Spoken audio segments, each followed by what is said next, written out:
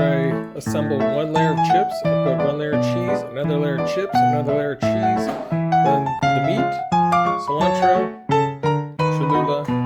and into the oven at 350 for 15 minutes. And while I'm doing that,